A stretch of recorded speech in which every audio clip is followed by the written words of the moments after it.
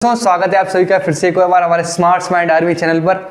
आप सभी को जैसा मालूम है, मैं देव सिंह आप सभी को पढ़ा रहा हूँ मोशन फिजिक्स का। आपका चैप्टर है क्लास 9 का, ठीक है। इसका फर्स्ट लेक्चर कंप्लीट हो चुका है। अब हम क्या करने वाले हैं, सेकंड लेक्चर करने वाले हैं, ठीक है।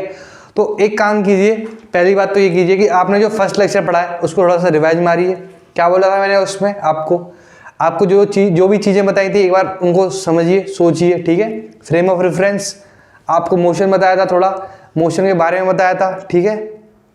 डिस्टेंस के बारे में बताया था, डिस्प्लेसमेंट के बारे में बताया था, ठीक है।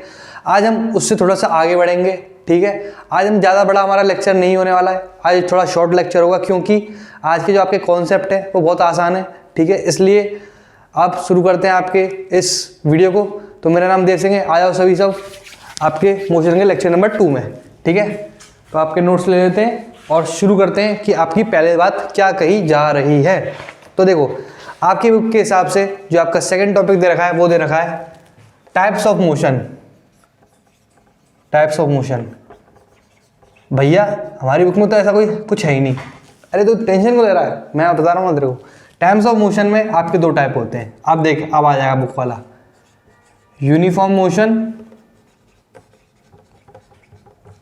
और क्या है, नॉन यूनिफॉर्म मोशन। अब कोई बोला ये बताओ तो सही। अरे मैं बताऊंगा ना, तू क्यों शांत, आराम से देख, तू सब बताऊंगा तेरे को, तू टेंशन मत ले, ठीक है। देख, यूनिफॉर्म मोशन पे आते हैं। पहली बात, मोशन तो मालूम ही है क्या होता है ना, मालूम है ना, बता दिया था आप सभी को। यूनिफॉर्म मोशन, ठीक है। तो पहले बात करते हैं यूनिफॉर्म होता क्या है। अगर मैं आपसे कोई पूछता हूँ बेसिक क्वेश्चन, किसी से भी, लड़के से लड़की से, आप सब मेरे भाई बंधुओं से, तो आप सब बोलोगे यूनिफॉर्म भैया वही होती है वो स्कूल में पहन के जाते हैं, वही होती है क्या। अरे भाई देख, वो हाँ ठीक है, वो यूनिफॉर्म होती है, वो भी सही बात है तेरी, पर एक यूनिफॉर्म टर्म होता है, उसके बारे में मैं पूछ रहा हूँ। यूनिफॉर्म एक टर्म होता है आपके साइंस में। यूनिफॉर्म का मतलब क्या होता है, एक तरीके से आप यूँ समझ लो कांस्टेंट चेंज, या फिर एक तरीके से रिस्पेक्टिवली चेंज। यानी अगर मैं कह रहा हूं कि एक पेड़ था, एक पेड़ था, ये उसकी फर्स्ट डे की फोटो है, जो मैंने उसको फर्स्ट डे देखा था जब वो सिर्फ ग्रोथ में था अपनी। मैं उसको सेकेंड डे देख रहा हूं तो उसकी हाइट क्या हो रही है आपकी, यूँ समझ लो 2 फुट बढ़ गया, 2 फुट आपका ये पेड़ बढ़ गया। मैं उसको थर्ड डे देख रहा हूं तो क्या हो गया है, वो आपका 4 फुट बढ़ गया है, 4 फुट। तो आप एक यूनिफॉर्मिटी देख रहे होगे, यानी एक तरीके से एक पैटर्न चेंज देख रहे होगे, कांस्टेंट चेंज का। भैया कांस्टेंट चेंज ये तो दिखाओ, इसमें दिख ही नहीं रहा है। मैं दिखाता हूं तेरे को। देख, तू फर्स्ट डे तूने जो देखा था, तू समझ ले इसमें चेंज कितना था। इसका तू हाइट मान ले, कितनी भी हाइट होगी, एक्स हाइट मान ले, एक्स हाइट थी, ठीक है। अब तू देख, एक दिन बाद क्या हुआ, 2 फीट बढ़ा, यानी 1 पे 2 बढ़ा, आपका 1 डे पे 2 फीट बढ़ा, ठीक है। अब वही मैं इसको जब थर्ड डे देख रहा हूं, ये मैं इसको बता रहा हूं, ठीक है, ये चेंज है। सुनो, कंफ्यूज हो रहे होगे, थोड़ा बता देता हूं। पहले मैं ऐसे काउंट कर रहा हूं कि दूसरे दिन देगा और पहले दिन देगा, यानी डिफरेंस कितना हुआ, एक दिन का डिफरेंस हुआ कि नहीं। जैसे कि आज कितनी है, आज है तेरी 12 तारीख है, अब कल हो जाएगी 13 तारीख। तो मैं पूछूंगा 13 तारीख को, नहीं सॉरी, मैं ये पूछूंगा 12 तारीख से 13 तारीख के बीच में कितने दिन हुए, एक दिन हुआ ना, तो ये क्या होगा, चेंज हो गया, ठीक है। ये समझ लो, ठीक है, कि मुश्किल ना हो आपको। अब देखो 2 से 3 दिन बाद क्या हो रहा है, अब फिर से एक आपका 1 डे, आपके 2 डेज में एक यहाँ दिन हो गया, एक यहाँ दिन हो गया, ठीक है। 2 डेज बाद आप क्या देखते हो, ये क्या गया है, 4 फुट बढ़ गया है। यानी आपने जब पहले दिन देखा था उसके जस्ट 2 दिन बाद जब इस पेड़ को देख रहे हो तो क्या हो गया, ये 4 फीट बढ़ गया है। तो आप एक यूनिफॉर्मिटी देख सकते हो कि अगर मेरा एक दिन का गैप हो रहा है ना, एक दिन का गैप हो रहा है, तो ये पेड़ क्या है, 2 फुट से बढ़ रहा है, यानी एक कांस्टेंट रेट ऑफ चेंज से बढ़ रहा है, यानी एक तरीके से कांस्टेंट चेंज हो रहा है इस चीज में। तो आप क्या बोलोगे, हाँ भैया इसमें यूनिफॉर्मिटी तो है, क्योंकि ये 2 फुट पर डे बढ़ रहा ठीक है। तो यही आपका मोशन में भी है, ठीक है, यही आपका मोशन में भी है। ये है आपकी, ये मैंने आपको एग्जांपल के द्वारा पहले समझा दिया थोड़ा सा अच्छे से। अब आपको मैं मोशन के एस्पेक्ट में समझाऊंगा। अब देखो मोशन के एस्पेक्ट में क्या बोलना चाह रहा है according to the line which is given in this part. थोड़ी सी इंग्लिश फ्लैक्स कर दूं क्या मैं अपनी है, इंग्लिश फ्लैक्स करूं क्या है, करूं क्या, मालूम नहीं है तो मैं I am BA, I have done my BA honors from English from Chhapra University. Okay, so according to this line, the first we will talk about uniform motion. So first we write about its definition, then we'll talk about that. Okay, so according to the definition, it is called that it is a type of motion in which an object can be anything, a car, bike, anything, moves in a straight line, straight path, or we can also say that at a constant speed. What is speed bhaiya? We will talk about it, we will discuss later. Okay, this is the first definition. Okay, if you have a choice you can write it, or you can write my made it, or the definition which is made by me. Okay, so according to me the second definition is, write it, equal distance, equal length traveled in equal time called आपका क्या है, uniform motion. अब वापस आ जाते हैं हिंदी पर। जब भी कोई भी चीज आपकी इक्वल लेंथ कवर करेगी इक्वल टाइम में, तो उसे हम क्या करेंगे, यूनिफॉर्म मोशन कहेंगे। अब पहले एग्जांपल के द्वारा समझते हैं इस चीज को। देखो पहला तो this is a type of motion in which an object moves in a straight line path at a constant speed. Speed के बारे में आपको मैं बताऊंगा, दिक्कत मत लो, इसलिए क्या कर रहा हूँ, इस डेफिनेशन को अभी मैं इतनी बढ़िया से नहीं समझा रहा हूँ। अभी आपको मेनली सेकंड वाली पे फोकस करना है। भले लिख आप दोनों सकते हो, क्योंकि दोनों में से कोई भी गलत नहीं है, दोनों ही सही हैं अपने अपने एस्पेक्ट में, ठीक है। तो यूनिफॉर्म मोशन में क्या होता है कि आपका ऐसा कोई ऑब्जेक्ट है, जैसे गाड़ी है, कार है, कुछ भी है, अगर वो इक्वल डिस्टेंस ट्रेवल करती है, इक्वल डिस्टेंस नहीं, इक्वल लेंथ, यानी एक तरीके से इक्वल, हाँ डिस्टेंस भी बोल सकते हो, वैसे कोई दिक्कत नहीं है, इक्वल डिस्टेंस ट्रेवल कर रही है आपकी इक्वल टाइम में, तो आप उसे क्या कहोगे आप उसे बताओ, आप उसे कहोगे यूनिफॉर्म मोशन। कैसे, अब देखो जैसे आपकी गाड़ी है, ये पहले थी यहाँ, अगर ये 10 किलोमीटर आपका कवर कर रही है कितना, 1 घंटे के टाइम में, ठीक है, फिर इसने क्या किया, इसके जस्ट बाद इसने क्या किया 20/2 आवर में, ठीक है। अगर आप ऐसा ग्राफ प्लॉट करोगे ना, तो आपको एक चीज़ दिखेगी, क्या चीज़ दिखेगी, अगर मैं टाइम प्लॉट कर देता हूँ नीचे 1 2 3 4, ये हो गया आपका टाइम, और ये हो गया आपका डिस्टेंस जो उसने ट्रेवल किया है 10 20 30। तो आप एक चीज़ देखोगे, ये बिल्कुल स्ट्रेट आएगा।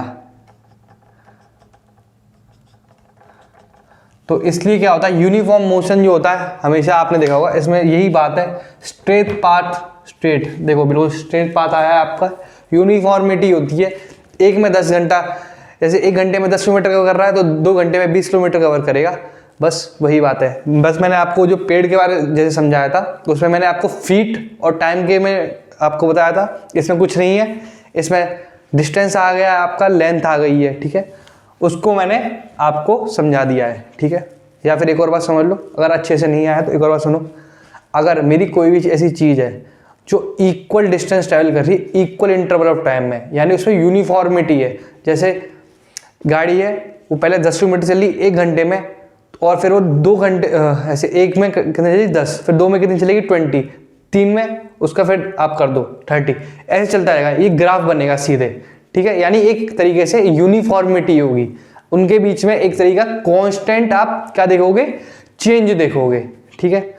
और अगर उसको आप ग्राफ पर प्लॉट करोगे तो वो एक स्ट्रेट लाइन का ग्राफ आएगा, ठीक है। यही होती है आपका first type uniform motion, equal length travel in equal time interval. Okay, अब चलते हैं आपकी किस पे, सेकंड पार्ट पर। वैसे लिखे रहने देगा, कोई दिक्कत तो थी नहीं, क्योंकि इसी में थोड़ा बहुत चेंज करना है, उसी से आपको समझ में आ जाएगा, है ना। आ जाएगा कि नहीं आ जाएगा, सही आ जाएगा ना भाई। मेरी एक ख्वाहिश है, सुनो, जो भी इस वीडियो को देखता है ना, एक कमेंट छोड़ के जाया करो भाई। थोड़ा सा भी समझ आता है, कुछ भी होता है, एक कमेंट बस। भले ही आपको समझ नहीं आ रहा, कुछ भी नहीं हो रहा है, कुछ अंदर की भड़ास है या फिर कोई प्रॉब्लम है, हमसे बताओ भाई। आप एक बार बस कमेंट कर दिया करो, उसके बाद हम देख लिया करेंगे। कमेंट करने से क्या होता है ना, हमको मालूम पड़ता है कि हाँ भाई, अगर हम पढ़ा रहे हैं तो हमारे संग लोग जुड़े हुए हैं, ठीक है। लोग जुड़े होते हैं तो थोड़ा ऐसा लगता है, अंदर से ही आपको मोटिवेशन मिलती है, ठीक है। हमारे यहाँ पे इस पे सेकेंड टाइप ऑफ मोशन पर क्या बोलते हैं उसे, non uniform motion. Non uniform motion, okay. Definition लिख लेते हैं पहले इसकी एक बार। The object that does not travel the same distance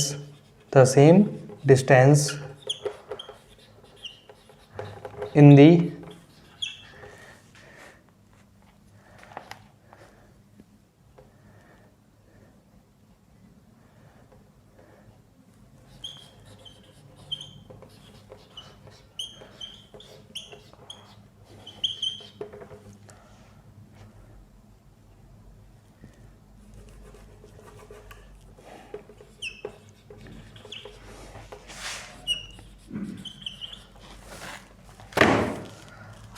अब देखो, जो आपका पहला वाला टैप था यूनिफॉर्म मोशन, आपने उसमें एक चीज़ देखी थी कि अगर मेरी गाड़ी 1 घंटे में 10 किलोमीटर कवर कर रही है, 2 घंटे में 20 करेगी, 3 घंटे में 30 करेगी, यानी हर में क्या है, 10 किलोमीटर का आपका चेंज है, okay.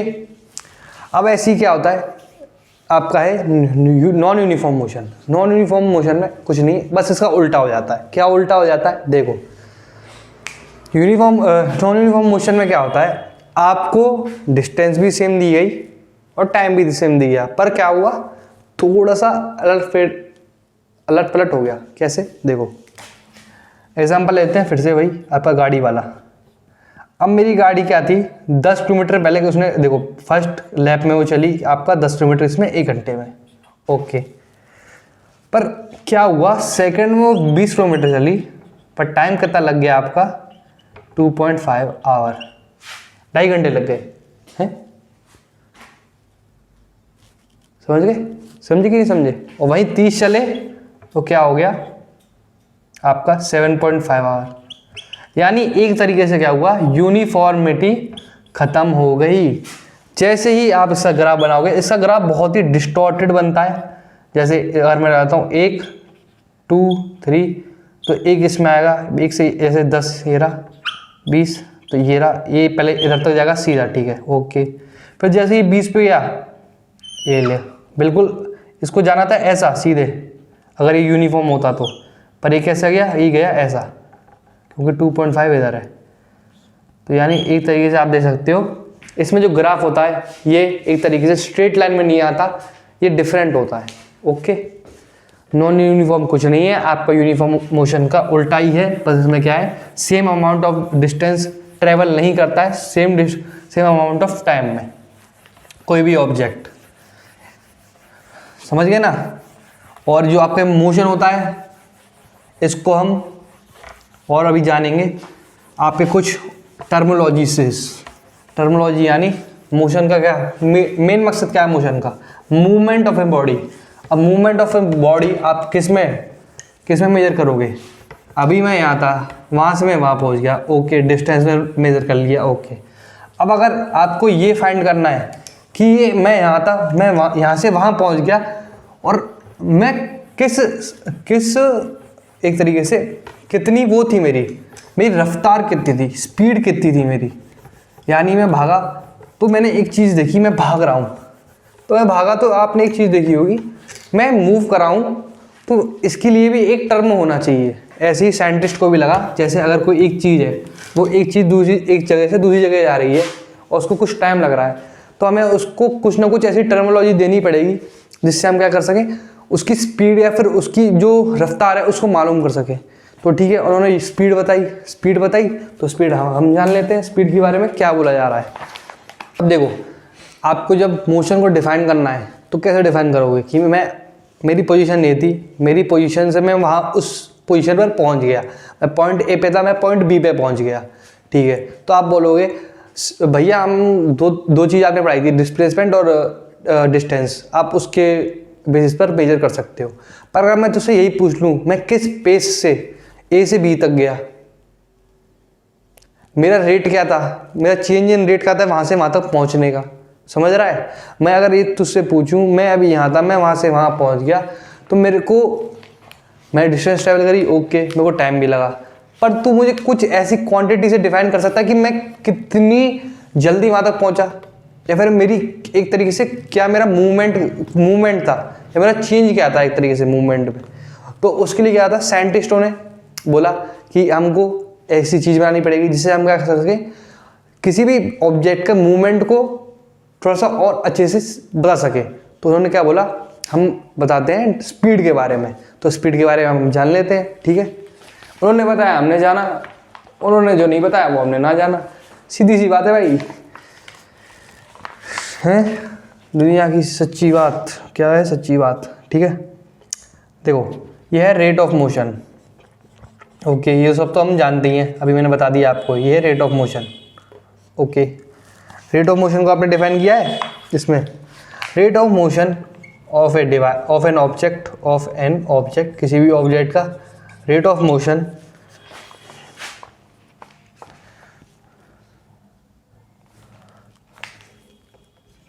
When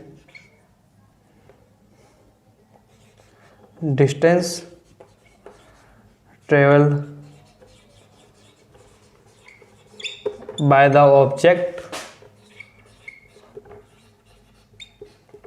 in a time interval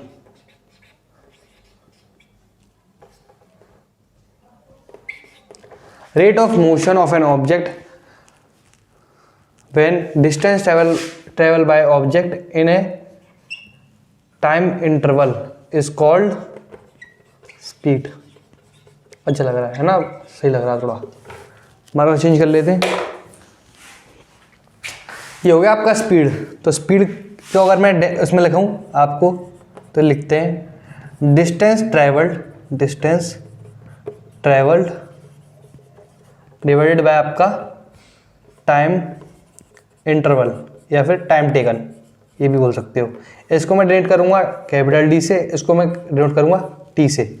और डिस्टेंस को किस में मेजर किया जाता है आपका मीटर में, और टाइम को आपको इसमें मेजर किया जाता है एस में, सेकंड में। तो इसकी जो एसआई यूनिट होती है वो होती है आपकी मीटर पर सेकंड, या तो आप इसको ऐसे लिख सकते हो या फिर आप इसको लिख सकते हो एम एस की पावर -1। एस की पावर -1 ऐसे लिखते हैं क्योंकि आप सभी को मालूम है एस के ऊपर -1 है, तो इसका मतलब क्या होता है 1/s। ये हो गया आपका इसका एसआई यूनिट। पर आपसे जो क्वेश्चन पूछे जाते हैं उसमें क्या होता है, कभी कभी क्या होता है सेंटीमीटर पर सेकंड पूछ लिया जाता है, किलोमीटर पर आवर पूछ लिया जाता है, ठीक है। तो उसके ऊपर मैं आपको 2-3 चीज़ें बताऊंगा, ठीक है। देखो कुछ नहीं है, उसकी थोड़ी सी कन्वर्जन होती है, मैं आपको बता दूंगा, कोई दिक्कत नहीं है, क्वेश्चन आपसे हो जाएंगे, ठीक है। बस आप ये समझो कि स्पीड होती क्या है, स्पीड कुछ नहीं होती है, distance travel by an object in a particular interval of A time, जिसकी ऐसा यूनिट क्या होती है मीटर पर सेकेंड। ओके, समझ गए क्या, समझ गए। बस इतना ही है स्पीड में, और कुछ नहीं है आपका। अगर मेरे को ए से मैं बी जा रहा हूँ और मेरे को अपने रेट बताना है मेरे मूवमेंट का, तो उसके लिए एक टर्मिनोलॉजी डिफाइन की गई, वो होती है स्पीड। तो देखो अब हमने स्पीड पढ़ लिया है, अब स्पीड की एक और टर्मिनोलॉजी दे रखी है, उसको हम पढ़ लेते हैं और उसी के साथ आज का आपका लेक्चर खत्म हो जाएगा। इसके आगे मैं आपको वेलोसिटी, एक्सीलरेशन और उसके ग्राफ्स के बारे में बताऊंगा, सब बताऊंगा, आप दिक्कत मत लो, बस पढ़ते जाओ, ठीक है। तो क्या आ रहा है अब आपका टॉपिक, एवरेज स्पीड, ठीक है। अब किसी ने पूछा, देख भाई मैं समझ गया, स्पीड समझ गया मैं, ठीक है, पर ये एवरेज स्पीड की मुझे ज़रूरत पड़ी क्यों? आप ना कभी कभी क्या किया करो, अपने दोस्तों से भी थोड़े बहुत सवाल किया करो, जिससे क्या होता है आपका थोड़ा माइंड सही रहता है और अच्छा रहता है, ठीक है। जिससे क्या होता है पढ़ाई में भी अच्छा मन लगता है। तो उससे आप अपने दोस्त से पूछना कि भाई एवरेज स्पीड की ज़रूरत पड़ी क्यों, ठीक है। तो वो क्या करेगा, मेरा चैनल पे आएगा और देखेगा वीडियो अरे नहीं यार, बता देना, ठीक है, उसे अच्छे से। देखो आपकी जो स्पीड है जो मैंने आपको बताई है, वो आप कहीं ना कहीं किसी ना किसी चीज़ के लिए एक पर्टिकुलर इंस्टेंस के लिए यूज़ करते हो। जैसे मेरी कोई गाड़ी है, अब मैं यहाँ से चला आपका आगरा से और मैं जा रहा हूँ दिल्ली, आगरा से मैं गया दिल्ली, ठीक है, ठीक है, बहुत गंदी ड्राइंग है, ओके देख लेते हैं। अब मैं आगरा से दिल्ली गया हूँ और किसी ने मुझसे बोला कि भाई तुम्हारी स्पीड क्या थी, पर जब मैं गाड़ी चला रहा था मैंने एक चीज़ देखी, मेरी कहीं कहीं पे तो मेरी स्पीड 40 किलोमीटर पर आवर थी और जहाँ रोड खाली थी वहाँ मेरी 120 किलोमीटर पर आवर थी।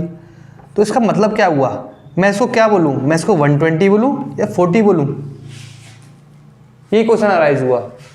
तो साइंटिस्ट ने क्या किया, साइंटिस्ट ने बोला एक काम करते हैं, एवरेज स्पीड बोल देते हैं। एवरेज स्पीड, उससे क्या रहेगा, एक रफ आइडिया रहेगा कि ये इसने कितना ट्रैवल किया, उसकी मतलब रास्ते में कम से कम इतनी ही इसके आसपास इसकी स्पीड रही होगी।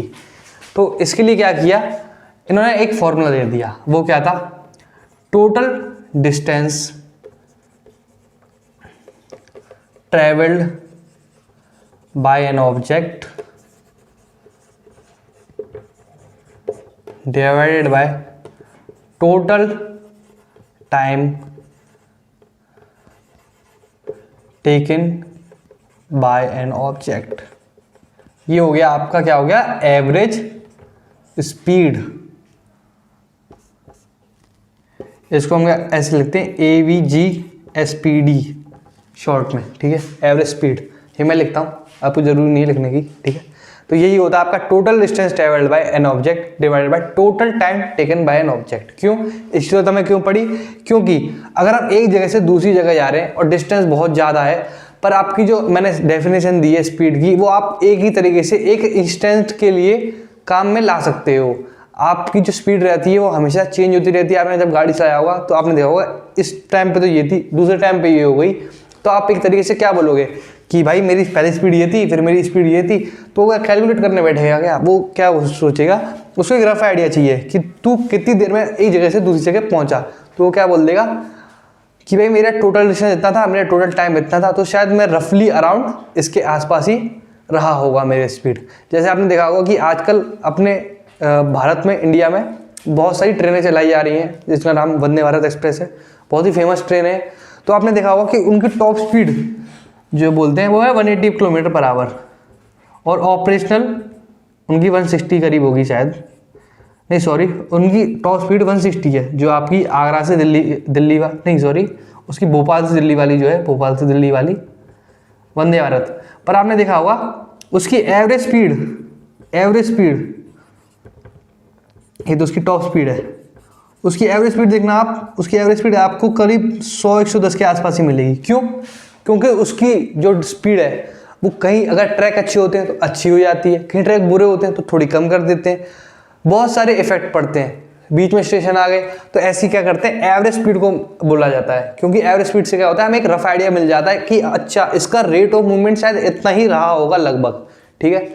स्पीड क्या है, एक बस इंस्टेंट के लिए काम में अच्छे से आ जाती है। एक अगर आपको बड़े डिस्टेंस के लिए, बड़े टाइम के लिए फाइंड करनी है तो उसके लिए हमको क्या करना पड़ता है, एवरेज स्पीड फाइंड करनी पड़ती है, ठीक है। अपने दोस्तों से जरूर पूछना क्वेश्चन, ठीक है, और मुझे बताना कमेंट में कि उसने ये जवाब दिया कि नहीं, ठीक है, तो मिलते हैं इसी के साथ आपके अगले लेक्चर में, जिसमें आपको वेलोसिटी और एक्सीलरेशन इन सब के बारे में पढ़ाऊंगा।